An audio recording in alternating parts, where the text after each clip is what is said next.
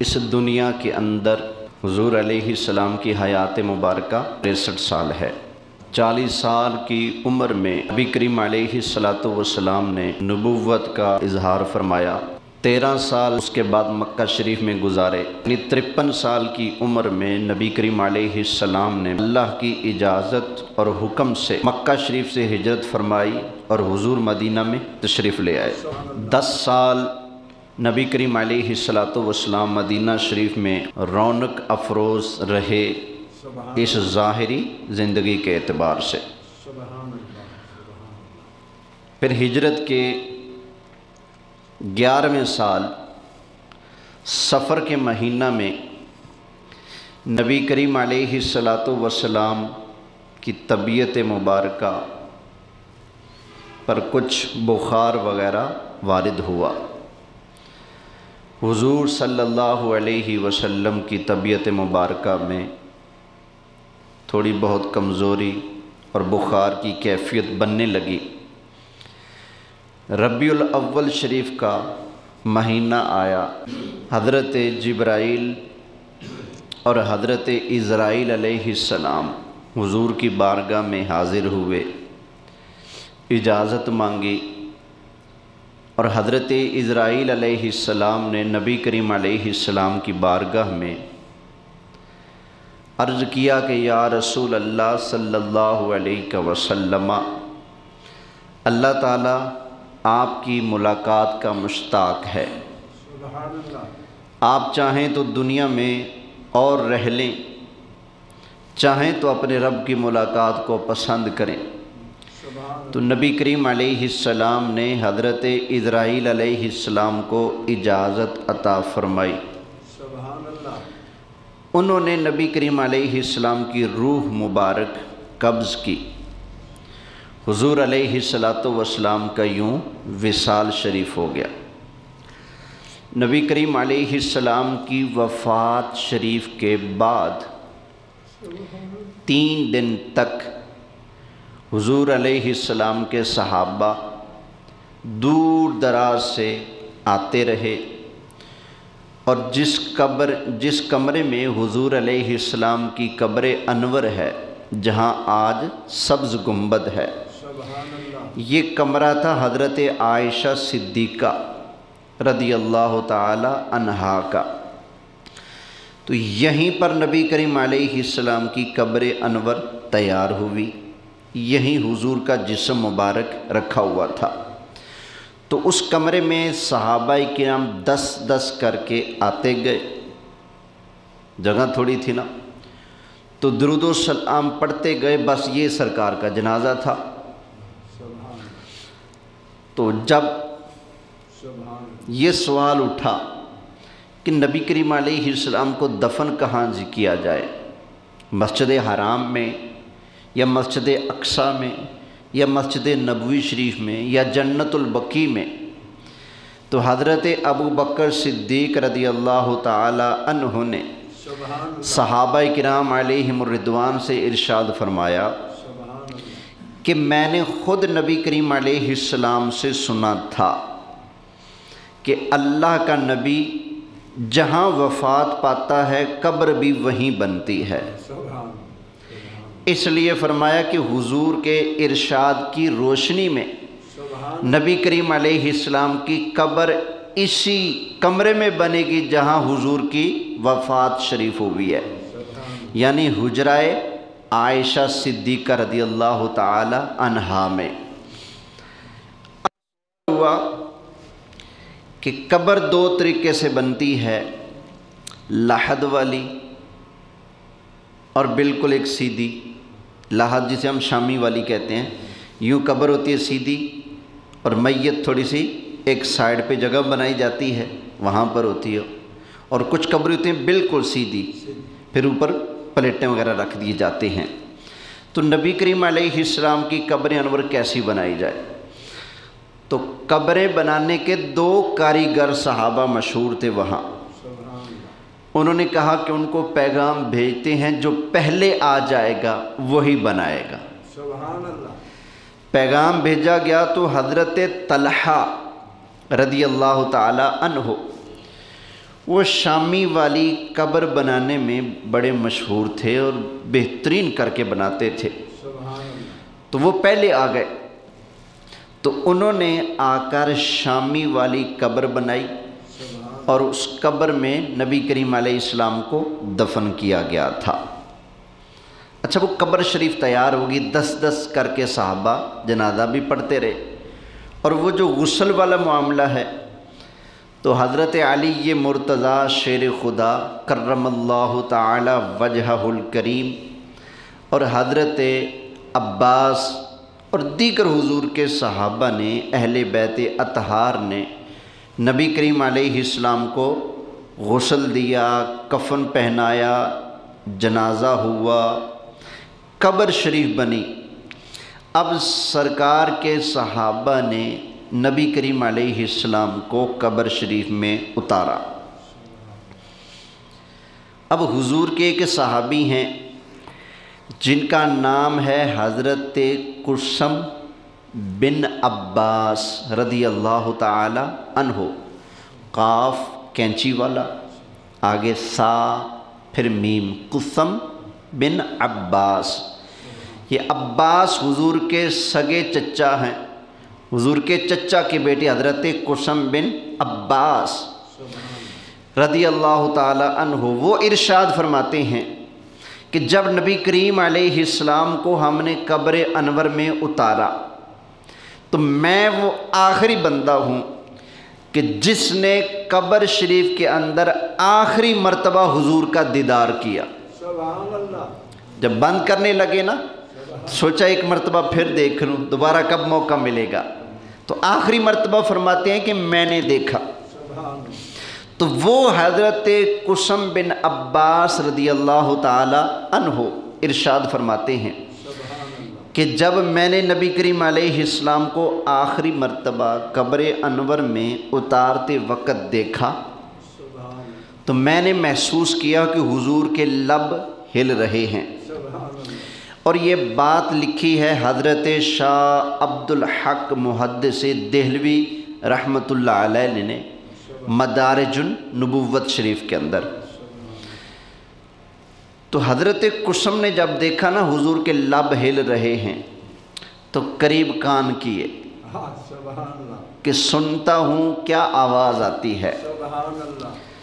تو جب سنا تو فرماتے ہیں کہ نبی کریم علیہ السلام کے مبارک لبوں سے آواز آ رہی تھی، رب حب لی امتی امتی امتی،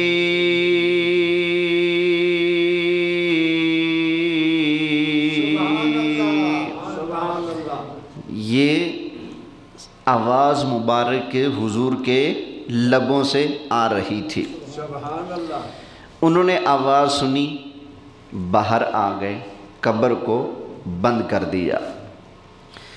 اب صحابہ کرام علیہم الرضوان ارشاد فرماتے ہیں کہ جیسے اونٹ ہوتا ہے نا، اونٹ کی جو کمر ہوتی ہے کوہان، وہ ایسے سیدھی نہیں ہوتی دوسرے جانوروں کی طرح، وہ ایسے اونچی ہوتی ہے۔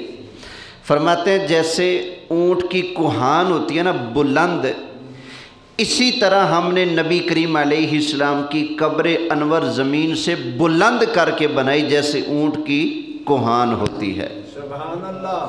تو یہ جو ہمارے ہاں پاکستان میں، ہندوستان میں عموماً جو قبریں بنائی جاتی ہیں، شامی والی اکثر، اور پھر زمین سے بلند ہوتی ہیں یوں، تو اس طرح کی قبریں بنانا یہ تو سنت مبارکہ ہے۔ ہمارے آقا علیہ السلام کی قبر انور اسی طرح بنائی گئی تھی۔ تو یہ قبر کو زمین کے برابر کر دینا، ملیا میٹ کر دینا، یہ کوئی مذہب نہیں ہے، یہ دھکے شاہی والی بات ہے۔ سمجھ آئی نا؟ سنت یہ ہے کہ قبر اونٹ کی کوہان کی طرح زمین سے کیا ہو، بلند ہو۔ اچھا، یہ ساری باتیں جو میں نے آپ کو بتائی ہیں یہ حق ہیں، ان میں کوئی شک نہیں۔ کتاب لے کے آؤ، گھر ہوگی، ان میں کوئی شک نہیں، یہ باتیں برحق ہیں، ہم انکار نہیں کرتے، اس میں کوئی دو رائے نہیں۔ لیکن کچھ حضرات جو آج یہ کہتے ہیں کہ نبی کریم علیہ السلام قبر شریف کے اندر زندہ نہیں ہے، حضور کا جسم مبارک محفوظ تو ہے لیکن زندہ نہیں، حیات نہیں، جو یہ کہتے ہیں وہ یہ پچھلی ساری باتیں سنا کر دھوکہ دیتے ہیں۔ کیسے؟ وہ کہتے ہیں کہ اگر نبی کریم علیہ السلام قبر میں زندہ ہیں تو بتاؤ صحابہ نے زندہ نبی کو قبر میں اتار دیا؟ اگر زندہ ہیں تو زندہ کا جنازہ پڑھا گیا، اگر زندہ ہیں تو زندہ کی قبر بنا کر دفن کر دیا گیا، تو صحابہ نے حضور کو کیا سمجھ کر دفن کیا؟ زندہ سمجھ کر یا وفات شدہ سمجھ کر؟ تو لوگ کہتے ہیں جی وفات شدہ سمجھ کر، تو کہتے ہیں بس دیکھا نا، حضور کی زندگی ختم ہو گئی، قبر میں چلے جا چکے ہیں، اور قبر میں مردے ہوتے ہیں، زندہ نہیں ہوتے۔ تو یہ پچھلی ساری باتیں سنا کر لوگوں کو کہا جاتا ہے کہ ان سے پوچھو اگر حضور زندہ ہیں تو پھر جنازہ کس کا ہوا تھا؟ اگر زندہ ہیں تو قبر کس کی بنی ہے؟ اگر زندہ ہیں تو دفنایا کس کو گیا تھا؟ یہ لوگ باتیں کرتے ہیں۔ بھائی سیدھی بات ہے، ہم ڈنکے کی چوٹ مانتے ہیں کہ حضور کی وفات ہوئی، کوئی شک نہیں، جنازہ ہوا، کوئی شک نہیں، غسل ہوا، کوئی شک نہیں، قبر بنائی گئی، کوئی شک نہیں، قبر میں اتارا گیا، اس میں کوئی شک نہیں۔ بات یہ ہے کہ ہم نے کب کہا کہ وفات نہیں ہوئی؟ ہم مانتے ہیں وفات شریف ہوئی ہے۔ اگلی بات کرو نا کہ وفات کے بعد قبر میں جانے کے بعد نبی پاک علیہ السلام کا وہ جسم مبارک زندہ ہے یا نہیں ہے؟ بات تو یہ ہے نا۔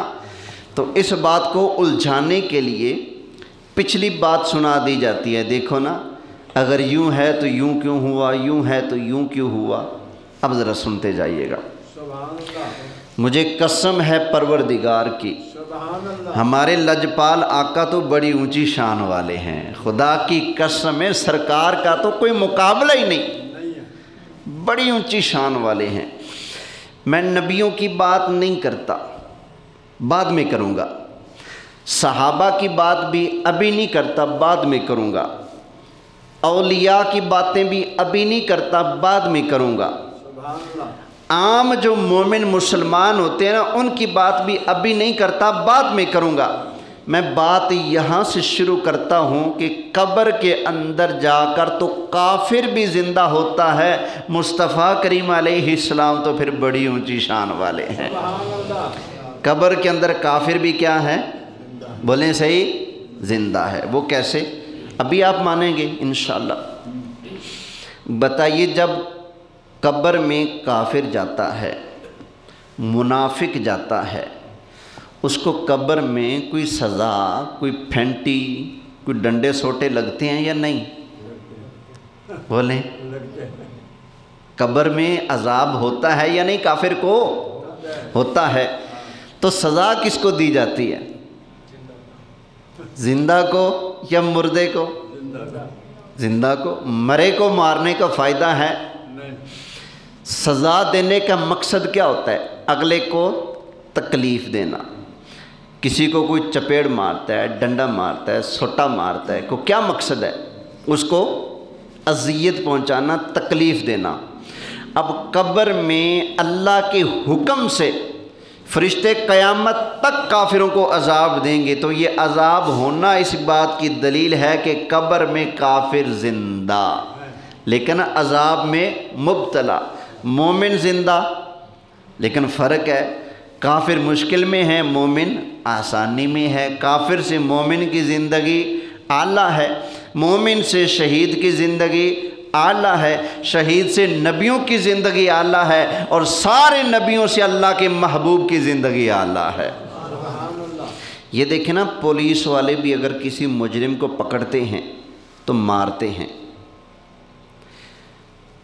مان تو نے یہ کام کیا ہے، اگر ہاتھ سخت پڑ جائے اور مجرم پولیس والوں کے ہاتھ سے مر جائے تو کیا اب اس کو ماریں گے؟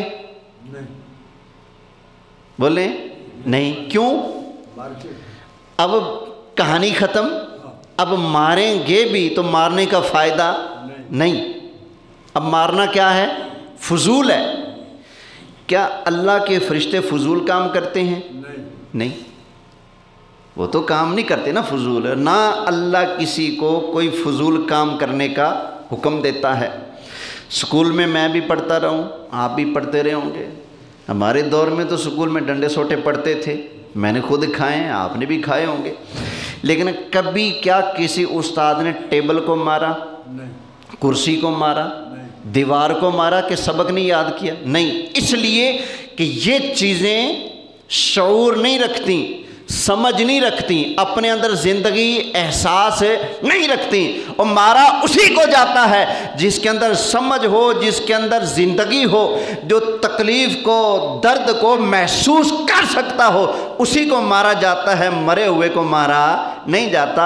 اب اللہ کا قرآن کہتا ہے قبر کے اندر کافروں کو تا قیامت مار پڑتی رہے گی. یہ قبر کے اندر مار پڑنا اس بات کی دلیل ہے کہ بے ایمان بندہ بھی قبر میں جا کر زندہ ہے تو رب کے پیاروں کی تو شان کون بیان کر سکتا ہے. اب اس پر ذرا قرآن کی آیتیں سنتے جائیے گا. سب سے پہلے میں عذاب قبر پر قرآن کی آیتیں پیش کرتا ہوں کہ عذاب قبر ہوتا ہے اور یہ برحق ہے. 29واں پارہ ہے. سورہ مبارکہ کا نام ہے سورۃ نوح. اللہ کے نبی ہیں حضرت نوح علیہ السلام. 950 سال تک قوم کو سمجھایا. کتنے سال؟ 950 سال. صرف 80 بندے ایمان لائے.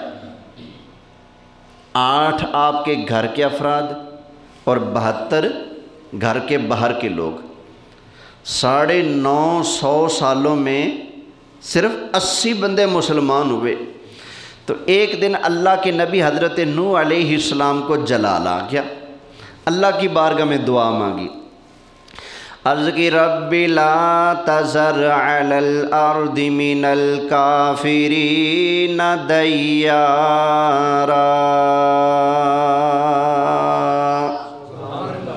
یا اللہ زمین پر کسی ایک کافر کو بھی زندہ نہ چھوڑ، کسی کو بھی زندہ نہ چھوڑ، سب کا بیڑا غرق کر دے. اللہ تعالیٰ نے حضرت نوح علیہ السلام کی دعا کو قبول فرمایا. کس طرح؟ اللہ نے پانی کا عذاب بھیج دیا. آسمان کو حکم ہوا کہ پانی برسا تو پانی برسنا شروع ہو گیا. ادھر زمین کو حکم ہوا کہ تو بھی پانی نکال تو زمین نے بھی پانی نکالنا شروع کر دیا. ادھر دریاؤں کو، سمندروں کو بھی حکم دے دیا کہ چل پانی جوش مار.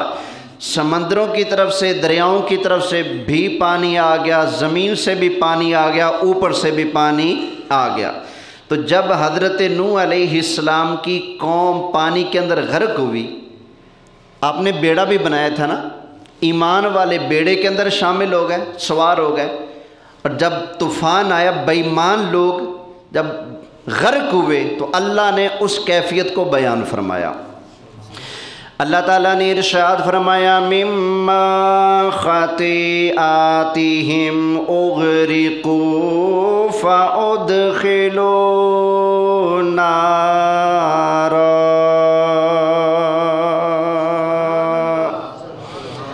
فرمایا کہ کیسے ان کے برے کام تھے جس کی وجہ سے پہلے اغرقو غرق کیے گئے، ڈبوئے گئے. اب ایک بات بتاؤ، جب پانی آیا تھا تو پانی کے اندر کیا چیز ڈوبی ان کی؟ جسم یا روح، یا جسم اور روح دونوں؟ دونوں نا. ابھی جو آپ لوگ بیٹھے ہیں آپ کی صرف روح بیٹھی ہے،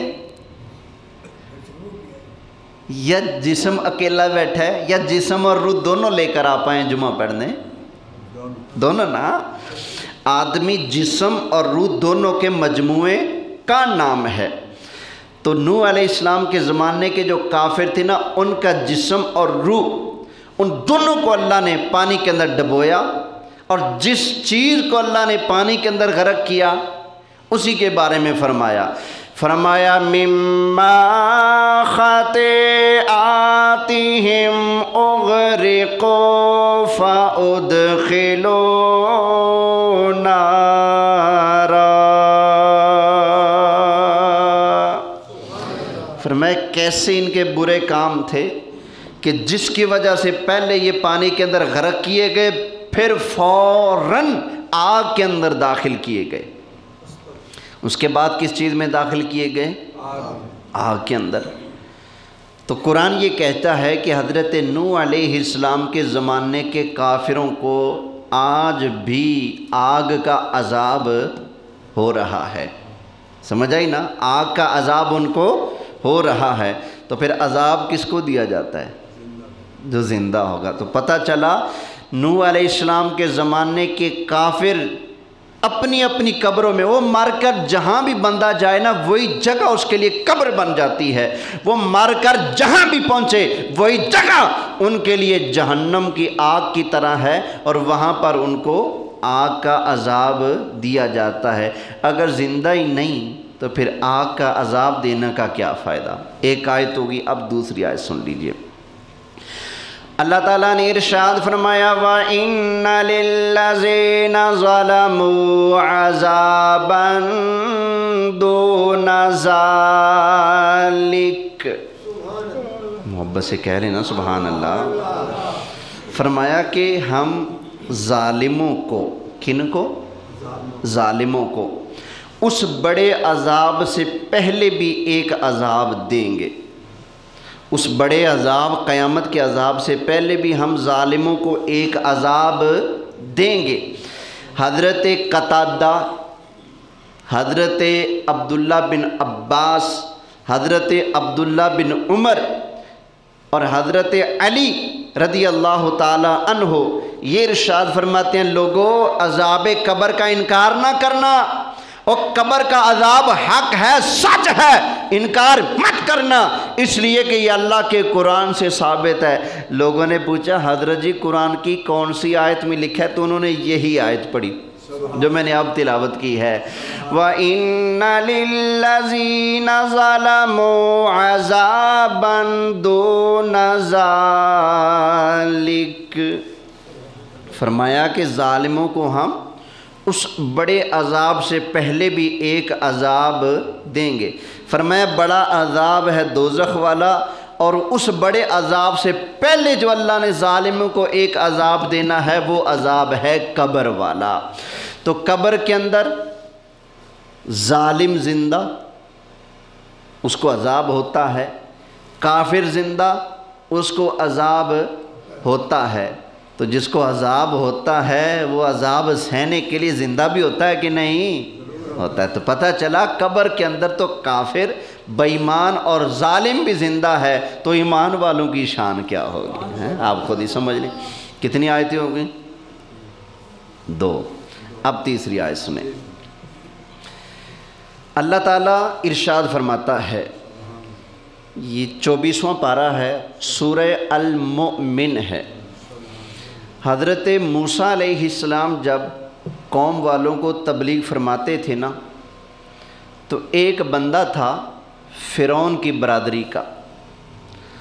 اس کا قرآن نے نام نہیں بتایا، اس کو قرآن مومن آل فرعون کہتا ہے. وقال رجل مؤمن من آل فرعون، کہا مومن آل فرعون نے. اس کو مومن آل فرعون کہا جاتا ہے کہ فرعون کے فرعون کی برادری کا ایک مسلمان، مومن آل فرعون، فرعون کی برادری کا ایک مسلمان. یکتم ایمانہ، وہ اپنا ایمان چھپاتا رہتا تھا. تو اس نے ایک دن دیکھا نا کہ قوم والے حضرت موسیٰ علیہ السلام کو اذیت دے رہے ہیں، تکلیف دے رہے ہیں، تو وہ کہنے لگا أَتَقْتُلُونَ رَجُلًا أَن يَقُولَ رَبِّيَ اللَّهُ، کہنے لگے او ظالمو، تم اس بندے کو قتل کرنا چاہتے ہو جن کا جرم صرف یہ ہے، جنہوں نے کہا کہ میرا رب صرف اللہ، صرف اس جرم میں تم موسیٰ علیہ السلام کو قتل کرنا چاہتے ہو؟ اور بھی اس نے کئی باتیں کی، تو قوم والوں نے کہا بیڑا غرق ہو اس کا، بندہ ہمارا برادر بولی ادھر کی بولتا ہے، پکڑو اس کو اور قتل کر دو۔ تو انہوں نے اس مومن کو قتل کرنے کی کوشش کی۔ اللہ فرماتا ہے، اللہ تعالیٰ نے ارشاد فرمایا فَوَقَاهُ اللَّهُ سَيِّئَاتِ مَا مَكَرُوا، اللہ تعالیٰ نے اس مومن کو فرعون کے مکر سے بچا لیا، فرعون کے دھوکے اور قتل کے ارادے سے بچا لیا۔ وَحَاقَ بِآلِ فِرْعَوْنَ سُوءُ الْعَذَابِ، اور فرعونیوں کو ایک بڑے عذاب نے آ کر گھیر لیا۔ اللہ نے اس مومن کو بچا لیا اور فرعونیوں پر کیا آ گیا؟ عذاب۔ النار یعرضون علیہا غدوا وعشیا، وہ عذاب کیا ہے؟ اللہ فرماتا ہے کہ ان فرعونیوں کو صبح اور شام روزانہ 2 وقت عذاب آگ کے اوپر پیش کیا جاتا ہے۔ فرعونیوں کو صبح اور شام 2 مرتبہ آگ پر پیش کیا جاتا ہے، باقی عذاب بھی ہوتے رہتے ہیں لیکن 2 مرتبہ ان کو اسپیشل آگ کے حوالے کیا جاتا ہے، روزانہ صبح بھی اور شام کو بھی۔ اللہ تعالیٰ نے ارشاد فرمایا وَيَوْمَ تَقُومُ السَّاعَةُ، فرمایا پہلے ان کو 2 مرتبہ ڈیلی عذاب ہوتا ہے، صبح بھی آگ کا عذاب، شام کو بھی آگ کا عذاب۔ وَيَوْمَ تَقُومُ السَّاعَةُ، اور پھر جب قیامت کا دن آئے گا أَدْخِلُوا آلَ فِرْعَوْنَ أَشَدَّ الْعَذَابِ،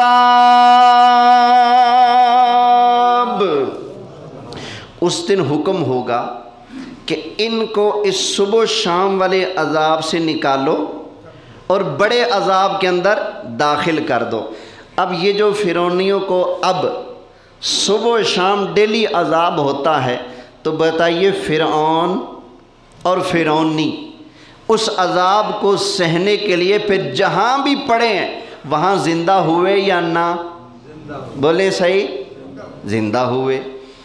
اچھا آپ پھر کہیں گے کہ جناب جی قرآن کہتا ہے کہ فرعون کو صبح بھی آگ کا عذاب ہوتا ہے، شام کو بھی آگ کا عذاب ہوتا ہے۔ فرعون کی لاش تو ہم نے دیکھی ہے، وہ تو وہاں پر پڑی ہے، تو وہاں پر تو کبھی آگ دکھائی، بولے صحیح، نہیں دی۔ اگر آگ کا عذاب ہوتا ہے، چلو آگ دکھائی نہ دے، کم از کم جب جہنم کی آگ پر اس کو پیش کیا جاتا ہے، اس کا جسم تو کوئلے کی طرح دہکنا چاہیے نا، کچھ بھی نظر نہیں آتا بھائی، اس لیے تو اللہ نے پہلے فرما دیا ہے نا۔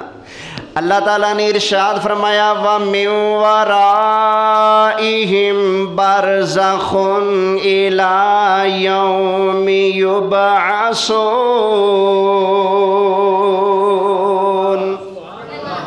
فرمایا یہ جو دنیا کی زندگی ہے نا، یہ زندگی ختم ہوتے ہی پھر آگے ایک پردہ ہے۔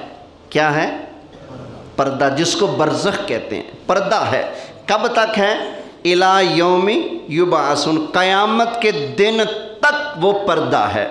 اب ہمارے سامنے بھی اگر کوئی کافر مرا پڑا ہو اور اس کے جسم کو بے شک برف لگا کر ٹھنڈا رکھا گیا ہو، لیکن اگر قرآن کہہ دے کہ اس کو عذاب ہو رہا ہے، تو مومن وہی ہے جو آنکھ پر اعتماد نہ کرے، اللہ کے قرآن اور مصطفیٰ کی زبان پر اعتماد کر لے۔ سمجھ آئی نا؟ یہ آنکھ پر اعتماد کا نام ایمان نہیں، کان پر اعتماد کا نام ایمان نہیں۔ ایمان نام ہے زبان مصطفیٰ پر اعتماد کرنے کا، اور اللہ کے قرآن پر اعتماد کرنے کا نام ایمان ہے۔ تو بے شک اس کی لاش برف کے اندر پڑی ہو، قرآن نے کہہ دیا ہے کہ ان کو صبح شام آگ کا عذاب ہوتا ہے، تو ہم مانیں گے، انکار نہیں کریں گے۔ کتنی آیتیں ہوگی؟ 3۔ اب چوتھی آیت سنو، 16واں پارہ۔ اللہ ارشاد فرماتا ہے، اللہ تعالیٰ نے ارشاد فرمایا وَمَنْ أَعْرَضَ عَنْ ذِكْرِي فَإِنَّ لَهُ مَعِيشَةً ضَنْكًا۔ بولو نا یار سارے۔ اللہ تعالیٰ نے ارشاد فرمایا جو بندہ ہمارے ذکر سے منہ موڑے گا، ہماری یاد سے منہ موڑے گا، فرمایا ہم اس کی زندگی کو تنگ فرما دیں گے۔ وَنَحْشُرُهُ يَوْمَ الْقِيَامَةِ أَعْمَى، فرمایا جب قیامت والا دن آئے گا اس بندے کو اندھا کر کے اٹھائیں گے۔ پہلے زندگی تنگ کریں گے اور پھر قیامت والے دن اس کو اندھا کر کے اٹھائیں گے۔ کس کو؟ جو اللہ کی یاد سے منہ موڑے گا، اللہ کے ذکر سے منہ موڑے گا۔ اچھا حضرت توجہ کرنا، جب یہ آیت نازل ہوئی نا تو صحابہ نے کہا یا رسول اللہ صلی اللہ علیہ وسلم، آقا سمجھ نہیں آیا۔ اللہ فرماتا ہے جو اللہ کے ذکر سے منہ موڑے گا اس کی زندگی کیا ہو جائے گی؟ بولیں، تنگ ہو جائے گی۔ آقا ابو جال نے منہ موڑا، ابو لہب نے منہ موڑا، عتبہ، عتیبہ، شیبہ، کافروں نے منہ موڑا اللہ کے ذکر سے، اللہ کو مانا ہی نہیں، تو اللہ کا ذکر کیا کرتے وہ؟ آقا انہوں نے منہ موڑا لیکن وہ موجیں مارتے پھر رہے ہیں، اور ہم نے اللہ کا ذکر کیا، ہم مصیبتوں کے اندر مبتلا رہتے ہیں، ہمارے اوپر پریشانیاں آتی ہیں، کافر ہمارا مال بھی لوٹ لیتے ہیں۔ یا رسول اللہ قرآن نے تو کہا جو اللہ کی یاد سے منہ موڑے تنگ وہ ہوگا، لیکن یہاں تو معاملہ الٹ ہے، وہ موجیں مار رہے ہیں اور تنگ ہم ہیں۔ آج دیکھیں دنیا میں کیا ہو رہا ہے، دنیا بھر کے اندر کسی ملک پر اگر ظلم ہو رہا ہوگا تو وہ مسلمانوں کا ملک ہوگا۔ کافروں کا کوئی ایک ملک بتائیں جس پر کوئی ظلم کر رہا ہو۔ فلسطین پر ظلم ہو رہا ہے، کن کا ملک ہے؟ عراق پر ظلم ہوتا رہا، کن کا ملک ہے؟ افغانستان میں ظلم ہوتا رہا، کن کا ملک ہے؟ یہ انڈیا کے ساتھ یہ نہیں، پہلے تھوڑا عرصہ پہلے بڑا معاملہ گرم رہا،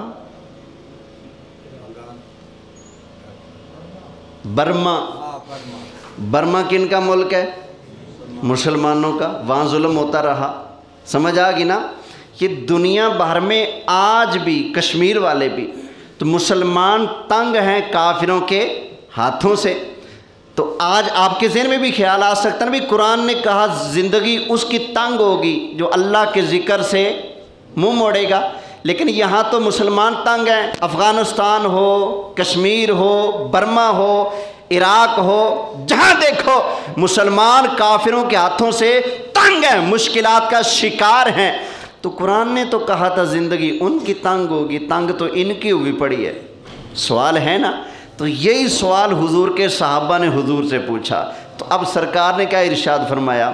نبی کریم علیہ السلام نے ارشاد فرمایا میرے صحابہ اس زندگی سے مراد ہے قبر والی زندگی۔ بولے سی کون سی زندگی مراد ہے؟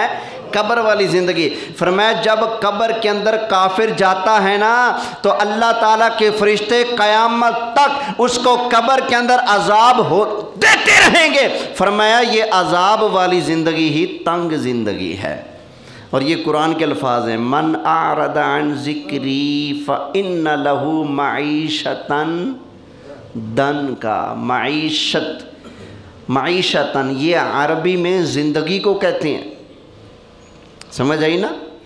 فرمایا فَإِنَّ لَهُ مَعِيشَةً دن کا جو ہمارے ذکر سے منہ موڑے گا اس کی زندگی تنگ ہوگی۔ تو سرکار نے کیا فرمایا؟ کون سی زندگی ہے؟ بولیں صحیح یار، قبر والی ہے۔ آقا کیسے تنگ ہوگی؟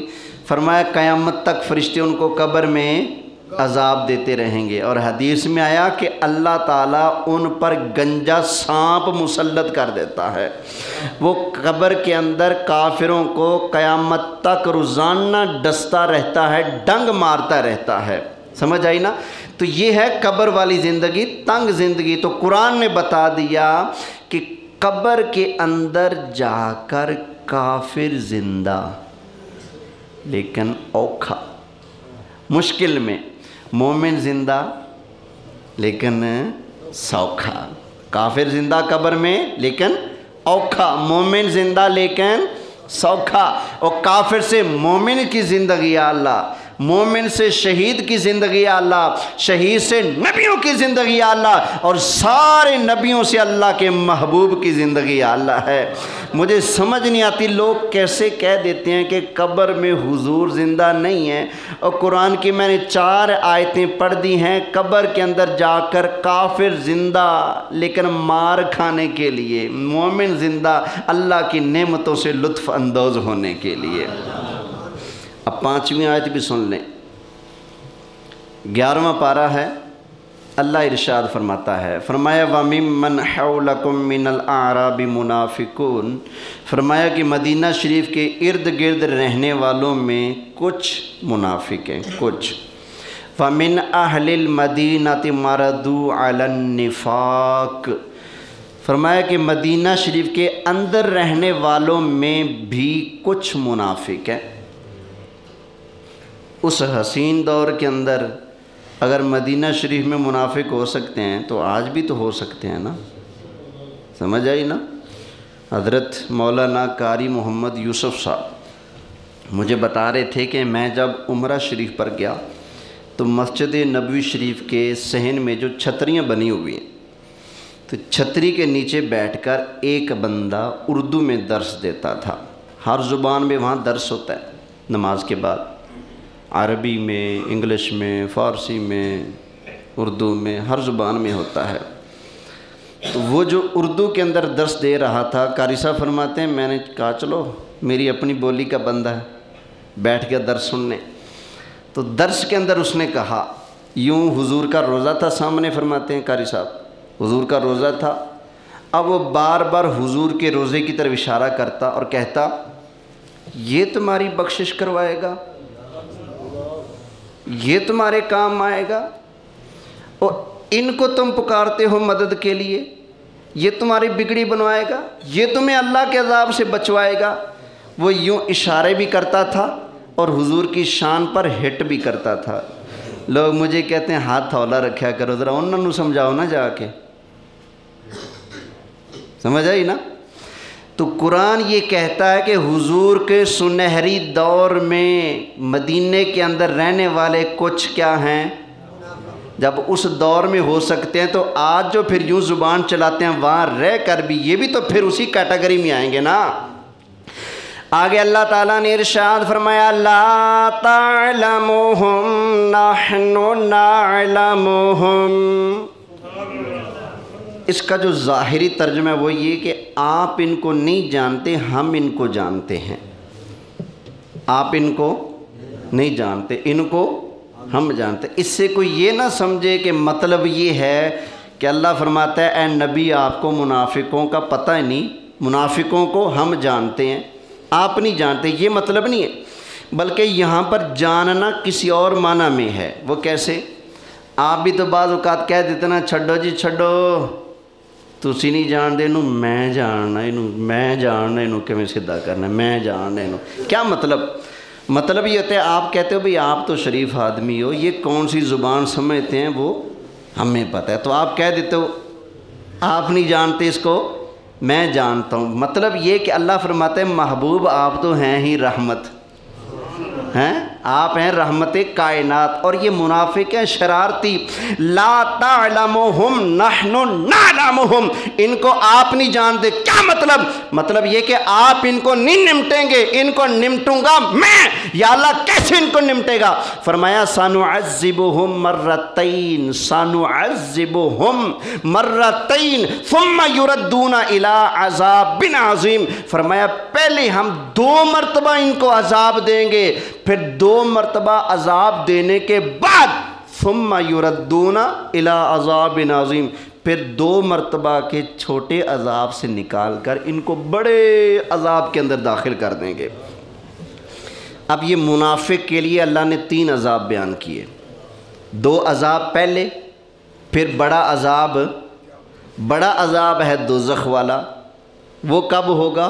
جب قیامت والا دن ہوگا، میدان لگے گا، حساب کتاب ہوگا، جنتی جنت میں جائیں گے، جہنمی وہ بڑا عذاب ہوگا اس دن جہنمیوں کو جو ملے گا۔ یہ چھوٹے 2 عذاب کون سے ہیں؟ تو حدیث شریف میں ان لفظوں کی تشریح موجود ہے۔ فرمایا کہ ایک عذاب وہ جب منافق کی جان نکلتی ہے۔ کون سا عذاب؟ منافق کی جب روح قبض ہوتی ہے، تو جس طرح آپ کوئی کانٹے دار درخت ہو، اس کے اوپر ہلکا پھلکا کمزور سا کپڑا ڈال دو، پھر اس کو کھینچو کپڑے کو، تو کپڑے کے اندر کانٹے چبھ جائیں گے، ٹھیک ہے نا؟ بیری کے اوپر آپ کوئی ہلکا سا کپڑا ڈال دو کمزور سا، کھینچو جب، تو جیسے وہ کپڑا ٹکڑے ٹکڑے ہو جائے گے نا، کھینچو گے۔ فرمایا جس طرح تم کپڑا کھینچو جھاڑی دار درخت کے اوپر ڈال کر، وہ ٹکڑے ٹکڑے ہو جاتا ہے، تو کافر کے جسم سے فرشتے روح بھی اسی درد سے نکالتے ہیں۔ ایک یہ عذاب ہے۔ دوسرا عذاب کون سا ہے؟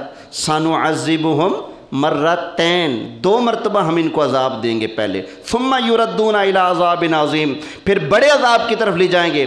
ایک عذاب روح نکلتے وقت، اور دوسرا عذاب فرمایا جب منافق قبر کے اندر جائے گا تو اس کی قبر کو اللہ جہنم کا گڑھا بنا دے گا، اور قیامت تک منافق کو قبر کے اندر عذاب ہوتا رہے گا، اور پھر قیامت والا دن آئے گا، پھر وہاں سے نکال کر اس کو جہنم میں ڈال دیا جائے گا۔